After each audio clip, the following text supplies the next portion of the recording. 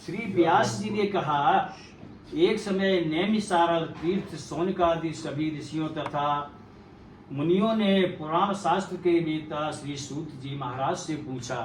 आप लोग जानते हैं नैमिषारण्य कहाँ पे है? नहीं, नाम सुना होगा लेकिन जानते नहीं होंगे कहाँ पे है स्थान को। नैमिषारण्य ये है लखनऊ से 80 किलोमीटर दूर है, जहाँ पे सभी देवताओं का वास हुआ। पहले नारद जी ने वहीं पे, व्यास जी ने वहीं पे सब ऋषि मुनियों को ये कथा सुनाई थी, जहाँ पे सभी 33 करोड़ देवताओं का वास रहा है। चारों वेदों की रचना जो है वहीं हुई है, और जो दधीच ने इंद्र को अस्थि दान किया था वहीं पे हुआ था। बहुत अच्छी जगह, कभी अगर मौका मिले तो आप होके आइएगा। लखनऊ से 80 किलोमीटर, कानपुर से 90 किलोमीटर है। यहाँ से डायरेक्ट है लखनऊ से बस है।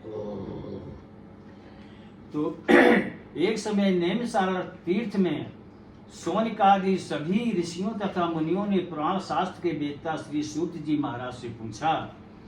क्या पूछा उन्होंने कि हे ऋषियों ने कहा, हे महामुने, किस व्रत अथवा तपस्या से मनोवांछित फल प्राप्त होता है, उसे हम सब आपसे सुनना चाहते हैं। आप कृपया पूर्वक मुझे बतलाने का कष्ट करें। तब वो क्या बोलते हैं सूत जी, इसी प्रकार देव ऋषि नारद जी के द्वारा भी पूछे जाने पर भगवान विष्णु ने उनसे जैसा कहा था उसी प्रकार से मैं उसे आप लोगों से कह रहा हूँ। आप लोग सावधान होकर सुने। एक समय योगी नारद जी लोगों के कल्याण की कामना से विविध लोकों में भ्रमण करते हुए मृत्यु लोक में आए, और यहाँ उन्होंने अपने कर्म फल के अनुसार नाना योनियों में उत्पन्न हुए सभी प्राणियों को अनेक प्रकार के दुख और कलेश से भोगते हुए देखा, और ये मन में ऐसा सोचा कि किस उपाय से इनके दुखों का सुनिश्चित रूप से नाश हो सकता है। ऐसा मन में विचार करके वो विष्णु लोक को गए। वहां पर क्या देखते हैं, वहां पर 4 भुजाओं वाले शंख चक्र गदा पद्म और बनमाला से विभूषित शुक्ल वर्ण भगवान नारायण का दर्शन कर उन देवादेव की वे स्तुति करने लगे।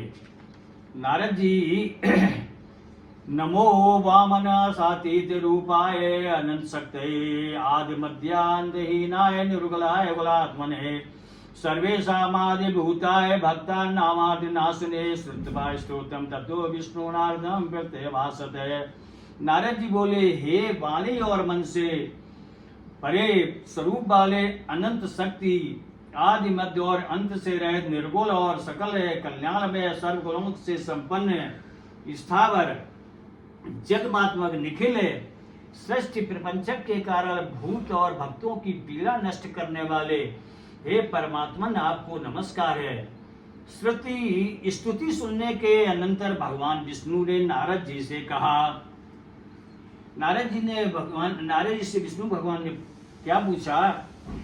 श्री भगवान ने कहा, हे महाभाग, आप किस प्रयोजन से यहाँ आए हुए हैं? आपके मन में क्या है? ये सब मुझसे कहिए, मैं आपको सब कुछ बतलाऊंगा। तब नारद जी बोले, हे भगवान, मृत्यु लोक में पाप कर्मों के द्वारा विभिन्न योनियों में उत्पन्न सभी लोग बहुत प्रकार से कलेशों से दुखी हो रहे हैं। हे नाथ, किस लघु उपाय से उनके कष्टों का निवारण हो सकेगा?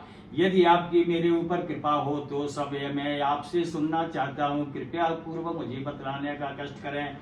तब श्री भगवान ने कहा, हे बस, संसार के ऊपर अनुग्रह करने की इच्छा से आपने बहुत अच्छी उत्तम बात पूछी है। जिस व्रत के करने से प्राणी मोह से मुक्त हो जाता है उसे आपको बतलाता हूँ, कृपया पूर्वक सुने। हे वत्स, स्वर्ग और मृत्यु लोक में दुर्लभ भगवान श्री सत्यनारायण का एक महान है फलप्रद व्रत है। आपके स्नेह के कारण इस समय मैं उसे कह रहा हूँ। अच्छी प्रकार विधि विधान से भगवान श्री सत्यनारायण का व्रत एवं पूजन करके मनुष्य शीघ्र ही सुख प्राप्त कर परलोक में मोक्ष को प्राप्त कर सकता है। भगवान की ऐसी वाणी सुनकर नारद मुनि ने कहा, किम फलम किम विधानम चा कृतम निकेनेवम तद्व्रतम तत्सर्वम विस्तारादे ब्रूहिम कदा कार्यवृतम प्रभो। तब नारद जी पूछते हैं भगवान विष्णु से, हे प्रभु, इस व्रत को करने का क्या फल है? इसका क्या विधान है? और इस व्रत को किसने किया और कब इसे करना चाहिए? यह सब विस्तार पूर्वक मुझे बतलाने का कष्ट करें। तब श्री भगवान ने कहा, यह श्री सत्यनारायण का व्रत एवं पूजन दुख शोक आदि का शमन करने वाला, धन धान की वृद्धि करने वाला, सौभाग्य और संतान को देने वाला तथा सर्वत्र विजय प्रदान करने वाला है। जिस किसी भी दिन भक्ति और श्रद्धा से समन्वित होकर मनुष्य ब्राह्मणों और बंधु बांधुओं के साथ धर्म में तत्पर होकर सायंकाल अथवा किसी भी समय भगवान श्री सत्यनारायण की पूजा करें, नैवेद्य के रूप में उत्तम कोट के भोजनीय पदार्थ को सवाया मात्र में भक्ति पूर्वक अर्पित करना चाहिए। केले का फल, घी, दूध, गेहूं का चूर्ण अथवा गेहूं के चूर्ण के अभाव में साठी चावल का चूर्ण, शक्कर या गुड़, यह सब भक्ष्य सामग्री सवाया मात्र में एकत्र कर निवेदित करनी चाहिए।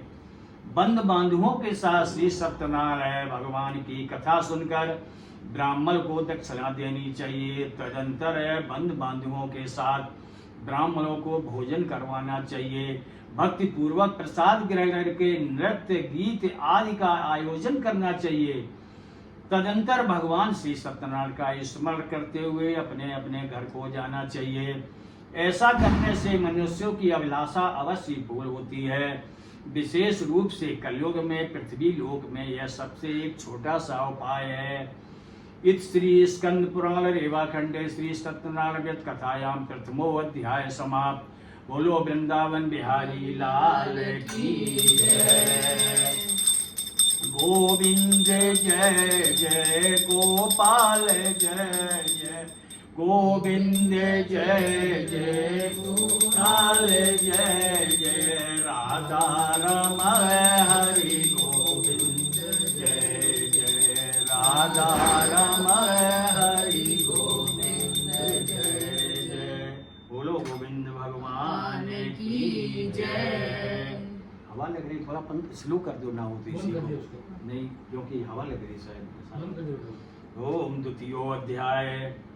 श्री सूत जी बोले, हे द्विजो, अब मैं पुनः पूर्व काल में जिसने इस सत्यनारायण व्रत को किया था उसे भली भांति विस्तार पूर्वक कहूंगा। रमणे काशी नगर में कोई अत्यंत निर्धन ब्राह्मण रहता था। भूख और प्यास से व्याकुल होकर वह प्रतिदिन पृथ्वी पर इधर उधर भटकता रहता था। ब्राह्मण प्रिय भगवान ने उस दुखी ब्राह्मण को देखकर वृद्ध ब्राह्मण का रूप धारण करके उस गरीब ब्राह्मण से आदर पूर्वक पूछा, हे विप्र, प्रतिदिन अत्यंत दुखी होकर तुम किस लिए इस पृथ्वी पर भ्रमण करते रहते हो? हे द्विज श्रेष्ठ, यह सब बतलाओ, मैं सब सुनना चाहता हूँ। तब वो गरीब ब्राह्मण बोला, हे प्रभु, मैं अत्यंत गरीब ब्राह्मण हूँ और भिक्षा के लिए ही पृथ्वी पर इधर उधर घूमता रहता हूँ। यदि मेरी इस गरीबी को दूर करने का आप कुछ उपाय जानते हो तो कृपया पूर्वक मुझे बतलाइए। तब वो वृद्ध ब्राह्मण ने कहा, जो भगवान विष्णु वृद्ध ब्राह्मण का रूप धारण किए हुए थे, वो क्या बोलते हैं, हे ब्राह्मण देव, भगवान श्री सत्यनारायण अभीष्ट विष्णु समेत अभीष्ट फल को देने वाले हैं। हे विप्र, तुम उनका उत्तम व्रत एवं पूजन करो, जिसे करने से मनुष्य सभी दुखों से मुक्त हो जाता है। और व्रत के विधान को भी ब्राह्मण से यत्न पूर्वक कहकर वृद्ध ब्राह्मण रूपधारी भगवान श्री सत्यनारायण वहीं पर अंतर ध्यान हो गए। वृद्ध ब्राह्मण ने जैसा कहा है उस व्रत को मैं उसी प्रकार से उसको व्रत को अच्छी प्रकार से वैसे ही करूंगा। यह सोचते हुए वह गरीब ब्राह्मण को रात में नींद नहीं आई। तदंतर प्रातः काल उठकर श्री सत्यनारायण का व्रत एवं पूजन करूंगा, ऐसा संकल्प करके वह गरीब ब्राह्मण भिक्षा के लिए नगर की तरफ चल पड़ा। उस दिन उस गरीब ब्राह्मण को भिक्षा में बहुत सा धन प्राप्त हुआ। उसी धन से उसने बंधु बांधुओं के साथ भगवान श्री सत्यनारायण का व्रत एवं पूजन किया। इस व्रत के प्रभाव से वह श्रेष्ठ ब्राह्मण सभी दुखों से मुक्त होकर अंत में संपत्तियों से संपन्न हो गया। उस दिन से लेकर प्रत्येक महीने उसने यह व्रत किया। इस प्रकार भगवान श्री सत्यनारायण के इस व्रत को करके वह श्रेष्ठ ब्राह्मण सभी पापों से मुक्त हो गया और उसने दुर्लभ मोक्ष पद को प्राप्त किया। हे विप्र, पृथ्वी पर जब भी कोई मनुष्य श्री सत्यनारायण का व्रत एवं पूजन करेगा, उसी समय उसके समस्त दुख दूर हो जाएंगे। हे ब्राह्मणों, इस प्रकार भगवान नारायण ने महात्मा नारद जी से जो कुछ कहा वह मैंने सब आप लोगों से कह दिया है। आगे और अब क्या कहूँ। तब ऋषियों ने कहा, हे मुनि, इस पृथ्वी पर उस ब्राह्मण से सुने हुए इस व्रत को किसने किया? हम सब यह सब आपसे सुनना चाहते हैं, उस पर हमारी भी श्रद्धा हो रही है। श्री सूत जी ने कहा, हे मुनियों, पृथ्वी पर जिसने यह व्रत किया है उसे आप लोग ध्यान पूर्वक सुने। एक बार वह गरीब ब्राह्मण अपनी धन संपत्ति के अनुसार बंधु बांधवों तथा पारिवारिक जनों के साथ व्रत करने के लिए उद्यत हुआ। उसी बीच एक लकड़हारा वहां आया। लकड़ी का गट्ठर बाहर रखकर वह ब्राह्मण के घर अंदर आया। प्यास से व्याकुल होकर वह उस ब्राह्मण को व्रत एवं पूजन करता हुआ देख प्रणाम करके उससे बोला, हे प्रभु, आप यह क्या कर रहे हैं? इसके करने से किस फल की प्राप्ति होती है? यह सब मैं विस्तार पूर्वक आपसे सुनना चाहता हूँ। तब उस ब्राह्मण ने कहा, यह भगवान श्री सत्यनारायण का व्रत है, जो कि सभी मनोरथों को प्रदान करने वाला है। उसी के प्रभाव से मुझे आज यह सब महान धन दान आदि सब प्राप्त हुआ है। जल पीकर तथा प्रसाद ग्रहण करके वह अपने नगर की ओर चला गया। सत्यनारायण देव के लिए मन में ऐसा सोचने लगा कि आज जो भी लकड़ी बेचने से धन प्राप्त होगा, उसी धन से मैं भी भगवान श्री सत्यनारायण देव का श्रेष्ठ व्रत एवं पूजन करूंगा। इस प्रकार मन में चिंतन करता हुआ वह लकड़हारा लकड़ी को मस्तक पर रखकर उस सुंदर उस नगर में गया जहां धन संपन्न लोग रहते थे। उस दिन उसे लकड़ी का दुगना मूल्य प्राप्त हुआ। तदंतर प्रसन्न होकर वह पके हुए केले का फल, शर्करा, घी, दूध, गेहूं का चूर सवाया मात्र में लेकर अपने घर गया।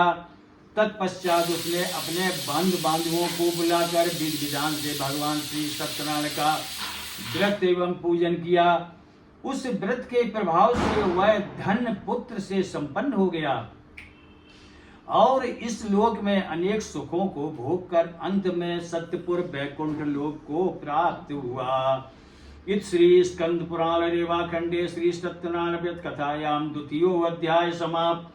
बोलो वृंदावन बिहारी लाल की जय। श्रीमन नारायण नारायण नारायण, सत्य नारायण नारायण नारायण, लक्ष्मी नारायण नारायण नारायण, राम नारायण नारायण नारायण। बोलो नारायण भगवान की जय। तृतीयो अध्याय लास्ट में आप सब लोग चलाना। श्री सूत जी बोले, हे श्रेष्ठ मुनियों, अब मैं पुनः आगे की कथा कहूंगा, आप लोग ध्यान पूर्वक सुने। प्राचीन काल में उल्कापुख नाम का एक राजा था। वह जितेंद्रिय, सत्यवादी तथा अत्यंत बुद्धिमान था। वह विद्वान राजा प्रतिदिन देवालय को जाता, ब्राह्मणों को धन देकर संतुष्ट करता। कमल के समान मुख वाली उसकी धर्मपत्नी शील, विनय एवं सौंदर्य आदि गुणों से संपन्न तथा पतिव्रता थी। राजा एक दिन अपनी धर्मपत्नी के साथ भद्रशिला नदी के तट पर श्री सत्यनारायण का व्रत एवं पूजन कर रहा था। उसी समय व्यापार के लिए अनेक प्रकार की पुष्कल धनराशि से संपन्न एक साधु बनिया वहां पर आया। भद्रशिला नदी के तट पर नाव को स्थापित कर वह राजा के समीप गया और राजा को उस व्रत में दीक्षित देकर विनय पूर्वक उनसे पूछने लगा। वो साधु ने कहा, हे राजन, आप भक्ति युक्त चित्त से क्या कर रहे हैं? कृपया यह सब मुझे बतलाइए, इस समय मैं आपसे सब सुनना चाहता हूँ। तब राजा बोले, हे साधु बनिया, पुत्र आदि की प्राप्ति की कामना से अपने बंधु बांधवों के साथ मैं अतुल्य तेज संपन्न भगवान विष्णु का व्रत एवं पूजन कर रहा हूँ। राजा की बात सुनकर उस साधु बनिया ने आदर पूर्वक कहा, हे राजन, इस विषय में आप मुझे सब कुछ विस्तार से बतलाइए। आपके कथनानुसार मैं भी इसे व्रत एवं पूजन करूंगा। मुझे भी कोई संतान नहीं है, इससे अवश्य संतान की प्राप्ति होगी। ऐसा विचार कर वह व्यापार से निर्वृत्त हो आनंद पूर्वक अपने घर को आया और अपनी भार्या यानी अपनी पत्नी से संतान प्राप्त करने वाले इस सत्यव्रत को विस्तार पूर्वक बताया। तथा उसने क्या कहता है वो बनिया अपनी पत्नी से, जब मुझे संतान की प्राप्ति होगी तब मैं भी इस व्रत को करूंगा। इस प्रकार उस साधु ने अपनी पत्नी लीलावती से कहा। एक दिन उसकी लीलावती नाम की सती साध्वी पत्नी पति के साथ आनंद चित्त से ऋतुकालीन धर्माचरण में प्रवृत्त हुई और भगवान श्री सत्यनारायण की कृपा से उसकी वह भार्या गर्भवती हुई। 10वें महीने में उसे से कन्या रत्न की उत्पत्ति हुई। वह शुक्ल पक्ष के चंद्रमा की भांति दिन प्रतिदिन बढ़ने लगी। उस कन्या का नाम भी उसने कलावती रखा। इसके बाद एक दिन लीलावती ने अपने स्वामी से मधुर वाणी में कहा, आपने जो पूर्व में संकल्प लिया हुआ था भगवान श्री सत्यनारायण के व्रत को आप क्यों नहीं कर रहे हैं? तब वो साधु बनिया क्या बोलता है, हे प्रिय, इसके विवाह के समय मैं इस व्रत को करूंगा। इस समय इस प्रकार अपनी पत्नी को भली भांति आश्वस्त कर समझाकर वह व्यापार करने के लिए चला गया, नगर की ओर चला गया। उधर उसकी कन्या कलावती पिता के घर में दिन प्रतिदिन बढ़ने लगी। धर्म के साधु ने नगर में सखियों के साथ क्रीड़ा करती हुई अपनी कन्या को विवाह योग्य देकर आपस में मंत्रणा करके कन्या के विवाह के लिए श्रेष्ठ वर का अन्वेषण करो, ऐसा दूत से कहकर शीघ्र ही उसे नगर की ओर भेज दिया। उसकी आज्ञा प्राप्त करके दूत कांचनपुर नामक नगर में गए। वहां से एक बनिए का पुत्र लेकर आया।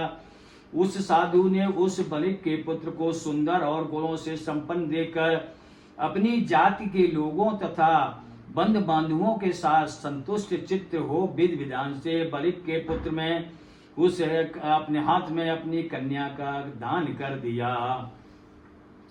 उस समय वह साधु बनिया दुर्भाग्यवश भगवान का वह उत्तम व्रत करना भूल गया जो कि पूर्व में संकल्प किया हुआ था। उस समय भी नहीं, शादी भी कर दी फिर भी नहीं वो किया उसने व्रत। और पूर्व संकल्प के अनुसार विवाह के समय व्रत न करने के कारण भगवान उस पर रुष्ट हो गए। कुछ समय के पश्चात अपने व्यापार कर्म में कुशल वह साधु बनिया काल की प्रेरणा से अपने दामाद के साथ व्यापार करने के लिए समुद्र के समीप स्थित रत्नसारपुर नामक नगर गया। वहां अपने श्री संपन्न दामाद के साथ वहां व्यापार करने के लिए तदंतर में दोनों राजा चंद्रकेत के रमरी उस नगर में गए। उसी समय भगवान श्री सत्यनारायण उसे भ्रष्ट प्रतिज्ञा देकर उसे दारुण कठिन एवं महान दुख प्राप्त होगा ऐसा यह श्राप दे दिया। क्योंकि 2 बार जो संकल्प में किया हुआ था वो 2 बार हो गया काम, उसका संतान की प्राप्ति हो गई और कन्या का विवाह भी कर दिया, फिर भी वो भगवान का पूजा जो संकल्प याद नहीं किया, तो इससे भगवान रुष्ट हो गए और उसको श्राप दे दिया। एक दिन एक चोर राजा चंद्रकेत के धन को चुराकर वहीं आया जहां वो दोनों बनिया पुत्र ठहरे हुए थे। वह अपने पीछे दौड़ते हुए वह चोर जो है क्या हुआ कि राजा के दूत पीछे आ रहे थे उसको पकड़ने के लिए, तो दौड़ते हुए दूतों को देखकर भयभीत चित्त से उस चोर ने धन वहीं पर छोड़कर वहीं छिप गया, दूर जाके छिप गया।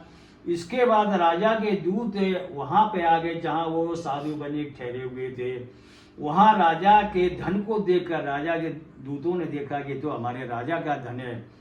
देख कर वे दूत उन दोनों बनिया पुत्रों को बांध कर ले आए और हर्ष पूर्वक दौड़ते हुए राजा से बोले, हे प्रभु, हम 2 चोर पकड़ कर लाए, इन्हें देखकर आप आज्ञा दें।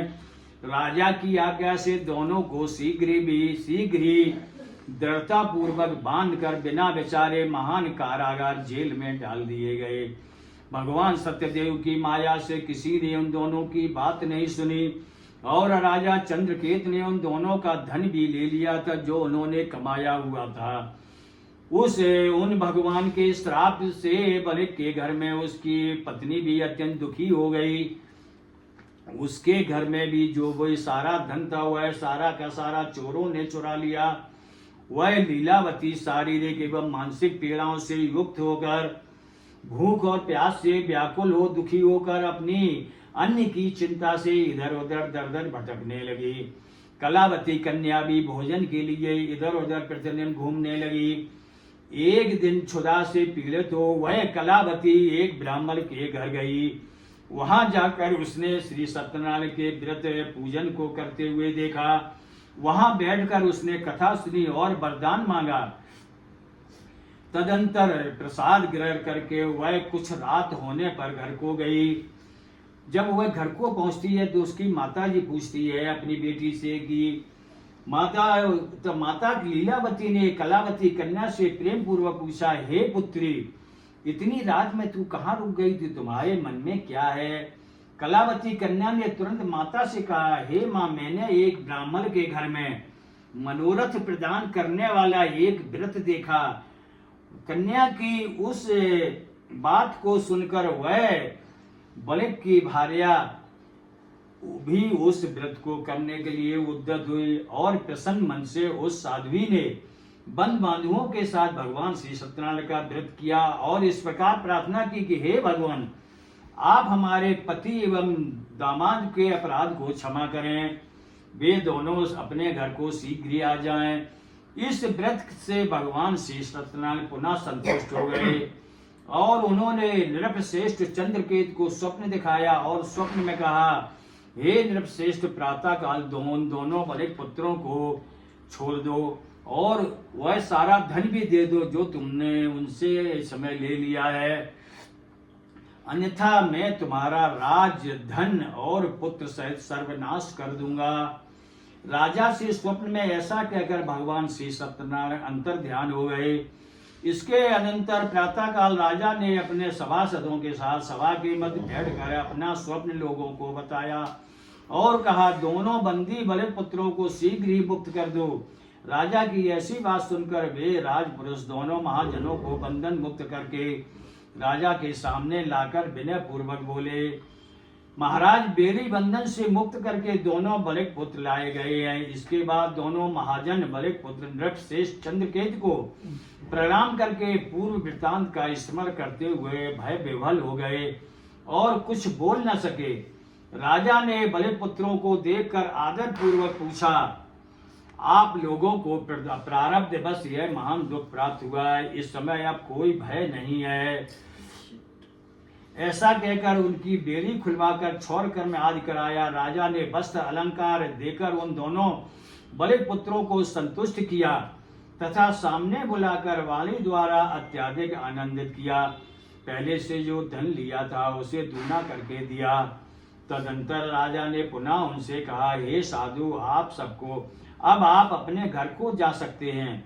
राजा को प्रणाम करके आपकी कृपा से हम घर जा रहे हैं। ऐसा कहकर उन दोनों महावेश्यों ने अपने घर की ओर प्रस्थान किया।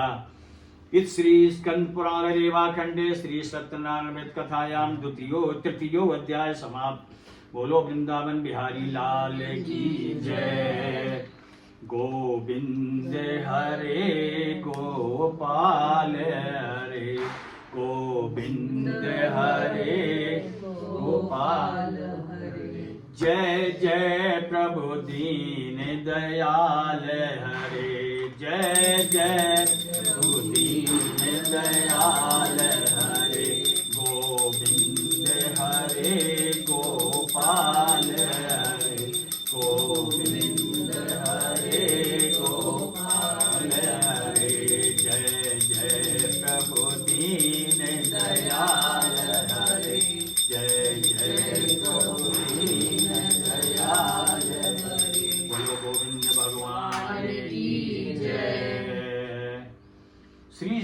चतुर्थो अध्याय।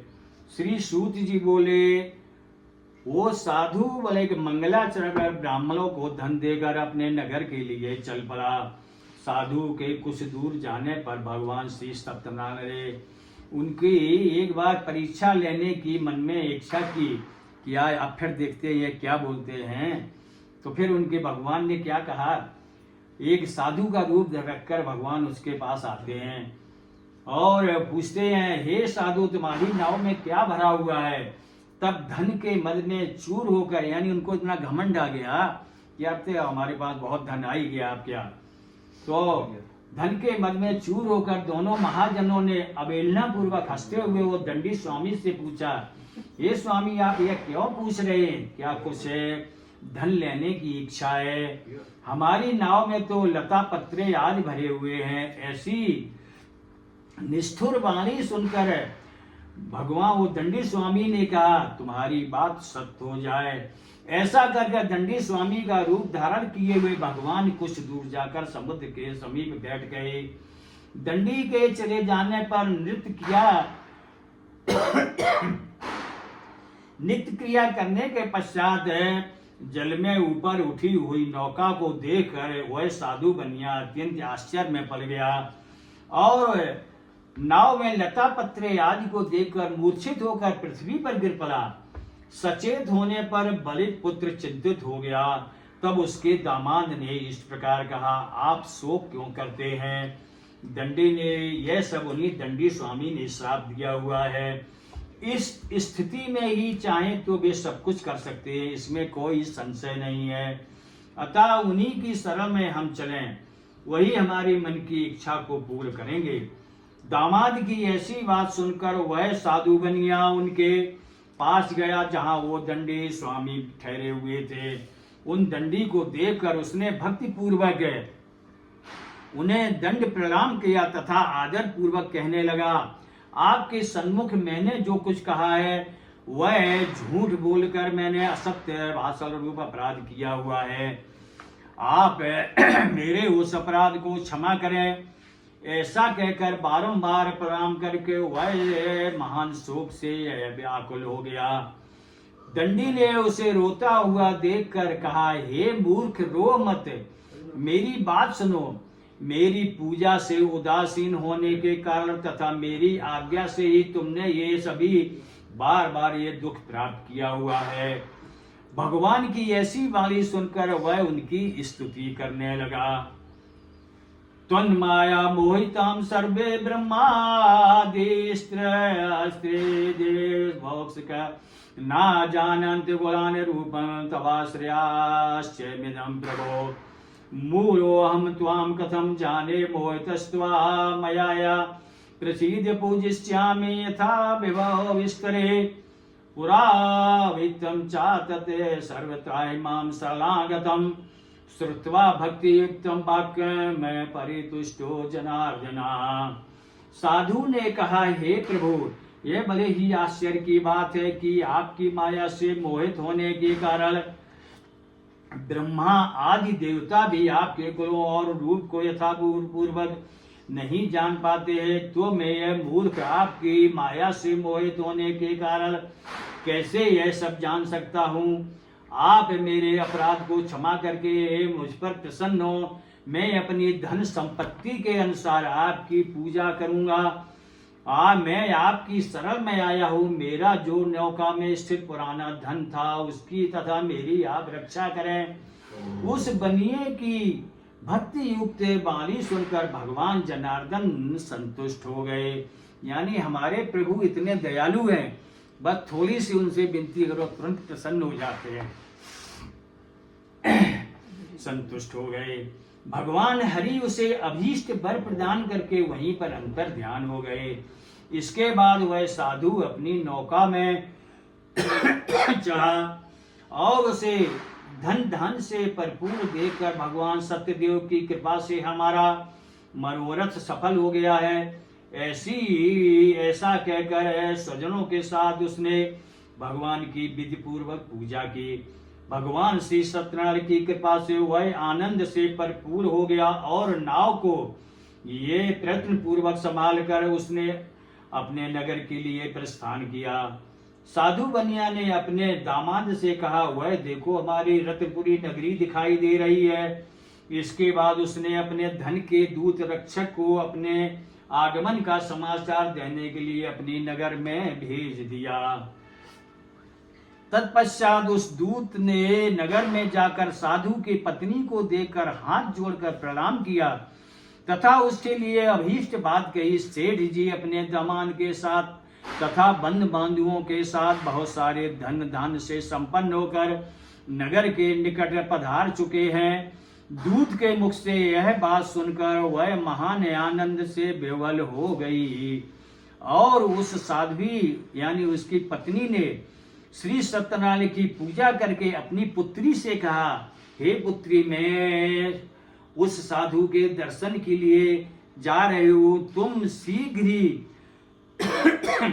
वहां शीघ्र ही आ जाओ। माता का ऐसा वचन सुनकर व्रत को समाप्त करके प्रसाद का परित्याग कर वह कलावती कन्या भी अपने पति का दर्शन करने के लिए चल पड़ी। उसकी इससे भगवान श्री सत्यनारायण रुष्ट हो गए और उन्होंने उसके पति तथा नौका को धन के साथ हरण करके जल में डुबो दिया। यानी कहीं भी कभी कोई ऐसी पूजा हो रही है तो कभी भी प्रसाद का परित्याग कभी नहीं करना चाहिए। चाहे आपको अगर टाइम नहीं रहे तो कम से कम पंचामृत लेके ही जाना चाहिए। और कहीं भी अगर कोई देवस्थान हो, मंदिर हो, जो भी हो, तो उनको एक बार प्रणाम करके नहा टाइम दे सकते हैं तो उसको थोड़ा सा करके प्रणाम करके चलते रहिए।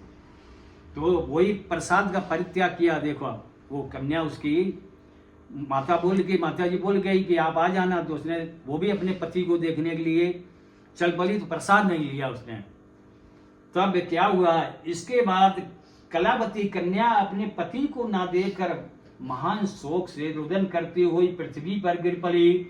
नाव का दर्शन कन्या को अत्यंत दुखी देखकर भयभीत मन से साधु बनिया ने सोचा, यह क्या सब आश्चर्य हो गया है।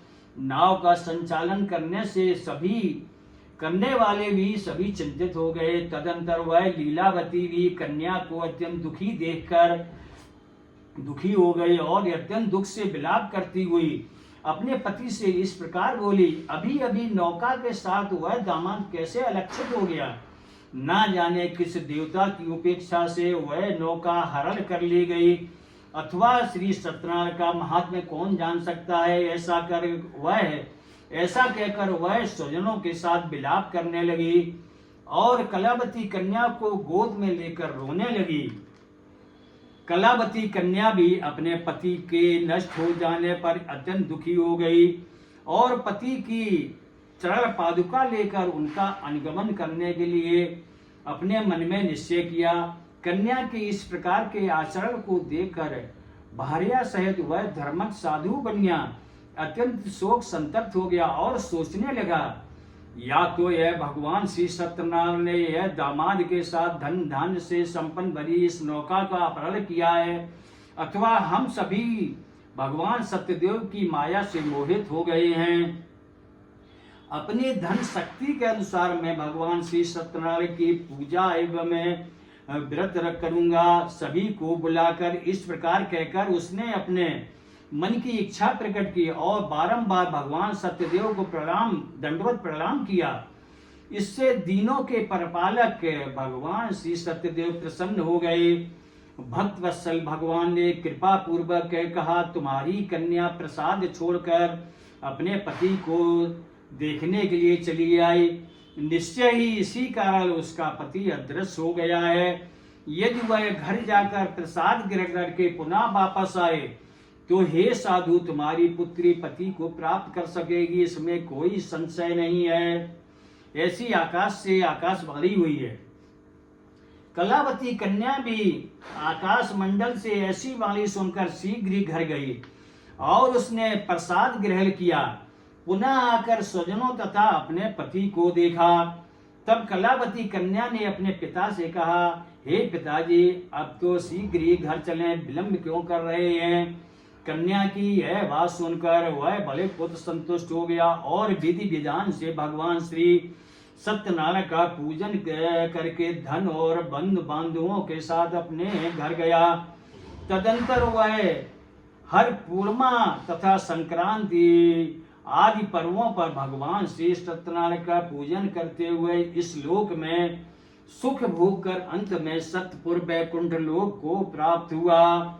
इस श्री स्कंद पुराण रेवाखंडे श्री सत्यनारायण कथायाम चतुर्थो अध्याय समाप्त। बोलो वृंदावन बिहारी लाल की जय। गोविंद जय जय गोपाल जय जय गोविंद जय जय गोपाल जय जय राधा राम हरि गोविंद जय जय राधा राम हरि गोविंद जय जय। ब्रह्मा की जय जय विष्णु की जय जय ब्रह्मा की जय जय विष्णु की जय जय उमापते महादेव की जय उमापते महादेव की जय जय। गोविंद जय जय गोपाल जय जय गोविंद जय जय गोपाल जय जय राधा राम हरि गोविंद जय जय राधा राम हरि गोविंद जय जय। बोलो गोविंद भगवान की जय। पंचमो अध्याय। श्री सूत जी बोले, हे श्रेष्ठ मुनियों, अब इसके आगे की मैं दूसरी कथा कहूंगा, आप लोग ध्यान पूर्वक सुने। अपनी प्रजा का पालन करने में तत्पर त्वंगजु नाम का एक राजा था। उसने सत्यदेव के प्रसाद का परित्याग करके महान दुख प्राप्त किया। एक बार वह वन में जाकर वहां बहुत से पशुओं को मारकर वट वृक्ष के नीचे आया और वहां उसने देखा कि बहुत से गोपगण बंद बांधुओं के साथ संतुष्ट होकर भक्ति पूर्वक भगवान सत्यदेव की पूजा कर रहे हैं।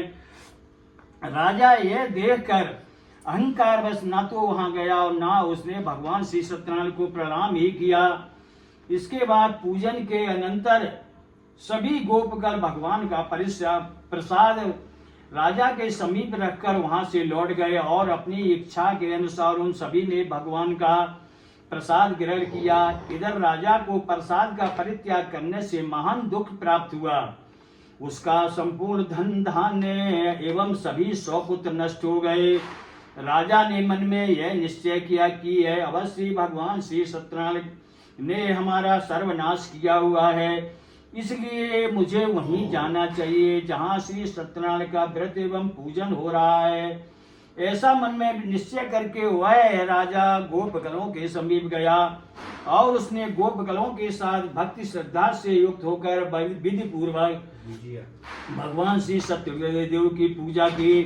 भगवान सत्यदेव की कृपा से वह पुनः धन और पुत्रों से संपन्न हो गया तथा इस लोक में सभी सुखों को भोग कर अंत में सत्यपुर वैकुंठ लोक को प्राप्त हुआ। श्री सूत जी बोले, जो व्यक्ति इस परम दुर्लभ श्री सत्यनारायण के व्रत को करता है और पुरमयी तथा भक्ति प्रदायनी भगवान की कथा को भक्ति युक्त होकर सुनता है, उसे भगवान श्री सत्यनारायण की कृपा से धन धान्य आदि की प्राप्ति होती है। दरिद्र धनवान हो जाता है, बंधन में पड़ा हुआ बंधन से मुक्त हो जाता है, डरा हुआ व्यक्ति भय से मुक्त हो जाता है, संतानहीन व्यक्ति संतान युक्त हो जाता है। यह बात है, सत्य बात है, इसमें कोई संशय नहीं है।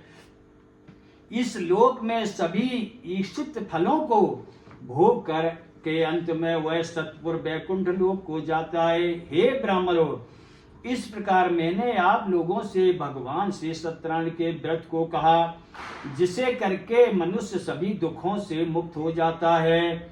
कलयुग में तो भगवान सत्यदेव की पूजा विशेष फल प्रदान करने वाली है। भगवान विष्णु को ही कुछ लोग काल, कुछ लोग सत्य, कोई ईश, कोई सत्यदेव तथा दूसरे लोग सत्यनारायण के नाम से कहेंगे। अनेक रूप धारण करके भगवान श्री सत्यनारायण सभी का मनोरथ सिद्ध करते हैं। कलयुग में सनातन भगवान विष्णु ही सत्यव्रत रूप धारण करके सभी व्रतों का मनोरथ पूर्ण करने वाले होंगे। हे श्रेष्ठ मुनियों, जो व्यक्ति नित्य भगवान श्री सत्यनारायण की इस व्रत एवं कथा को पढ़ता है और सुनता है, भगवान सत्यनारायण की कृपा से उसके सभी पाप नष्ट हो जाते हैं। हे मुनीश्वरों, पूर्व काल में जिन लोगों ने भगवान श्री सत्यनारायण का व्रत एवं पूजन किया, उनके अगले जन्म का वृत्तांत मैं आप लोगों से कहता हूँ, ध्यान पूर्वक सुने। महान प्रज्ञा संपन्न सदानंद नाम के ब्राह्मण भगवान श्री सत्यनारायण के प्रभाव से दूसरे जन्म में सुदामा नाम के ब्राह्मण हुए और उस जन्म में भगवान श्री कृष्ण का ध्यान करके उन्होंने मोक्ष की प्राप्ति की। लकड़हारा भिल्ल गुइयों का राजा हुआ और अगले जन्म में उसने भगवान श्री राम की सेवा करके मोक्ष प्राप्त किया। महाराजा उल्कामुख दूसरे जन्म में राजा दशरथ हुए, जिन्होंने श्री रंगनाथ की पूजा करके अंत में वैकुंठ प्राप्त किया। इसी प्रकार धार्मिक और सत्यव्रती साधु पिछले जन्म के सत्यव्रत के प्रभाव से दूसरे जन्म में मोरध्वज नाम का राजा हुआ और उसने आरे से चीर कर अपने पुत्र की आदि देह भगवान विष्णु को अर्पित करके मोक्ष की प्राप्ति की। महाराज तुंगध्वज जन्मांतर में स्वयंभू मनु हुए और भगवत संबंधी संपूर्ण कार्यों का अनुष्ठान करके वैकुंठ लोक को प्राप्त हुए। जो गोपीगण थे वे सब जन्मांतर में ब्रजमंडल में निवास करने वाले गोपी हुए और सभी राक्षसों का संहार करके उन्होंने भी भगवान का शाश्वत धाम गोलोक प्राप्त किया। इत श्री स्कंद पुराण रेवाखंडे श्री सत्यनारायण व्रत कथायाम पंचमो अध्याय समाप्त। बोलो वृंदावन प्यारी लाल की जय। गोविंद हरे गोपाल हरे गोविंद रे गोपाल हरे जय जय प्रभु दीन दयाल हरे जय जय प्रभु दीन दयाल हरे। बोलो गोविंद भगवान की जय। थोड़ा जल्दी में आप थोड़ा आसन पीछे करो और हवन को याद रखो। क्या क्या कुछ नहीं, मैं थोड़ा आराम करता हूँ।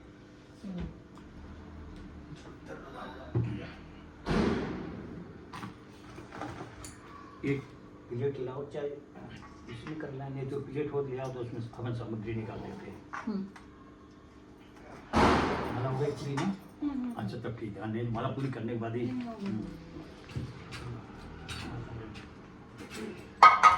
श्री राधे श्री राधे। क्या हो गया? हाँ हाँ क्या? नहीं आपको क्या चाहिए? प्लेट चाहिए ना? हाँ, एक थोड़ा हवन सामग्री निकालना। हाँ। इसमें टाइल्स पे कोई इफेक्ट तो नहीं हुआ? नहीं तो एक थाली में रख लो नीचे। अच्छा, एक प्लेट रख लो तो अच्छा रहेगा, वो ठीक रहेगा। तो एक कटोरी लाओ, उसमें घी निकालो उसके लिए।